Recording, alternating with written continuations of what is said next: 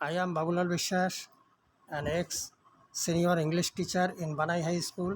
আমি আপনাদের সম্মুখে ইংরেজির কিছু আনকমন কোশ্চেন বা অতি চমৎকার কিছু প্রশ্ন ও এর উত্তর তুলে ধরছি। Part 2 number 1, Rimi please let me go. এই বাক্যটি হলো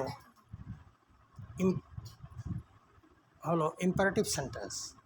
প্রশ্ন হলো এই বাক্যটির অ্যাসার্টিভ সেন্টেন্স কী হবে? এই বাক্যটিকে দেখলে মনে হয় এই বাক্যটি অ্যাসার্টিভ সেন্টেন্স। আবার এর অ্যাসার্টিভ কীভাবে হবে? এই বাক্যে রিমির পরে একটি কমা আছে, অতএব এই বাক্যটিকে কোনোভাবেই অ্যাসার্টিভ সেন্টেন্স বলা যায় না। এই বাক্যটি হলো ইম্পারেটিভ সেন্টেন্স। এখন এই বাক্যটির অ্যাসার্টিভ হবে I let Rimi go. Correct answer হলো I let Rimi go. Number 2, what is your name?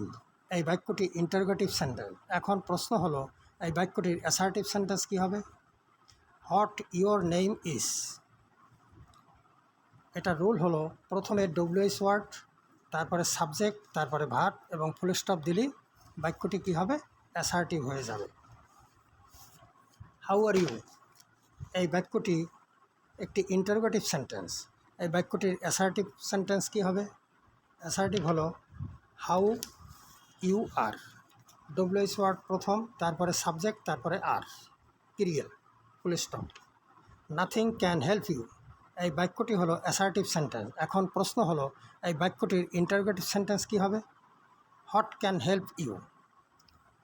Interrogative sentence কত প্রকার ও কী কী? ইন্টারোগেটিভ সেন্টেন্স হলো 4 প্রকার। ভার্ব দিয়ে গঠিত হয়, যেমন ডু ইট। প্লিজ বা কাইন্ডলি ও ভার্ব দিয়ে গঠিত হয়, যেমন প্লিজ হেল্প মি। তারপরে ডু নট বা নেভার ও ভার্ব দিয়ে গঠিত হয়, যেমন নেভার ডু ইট।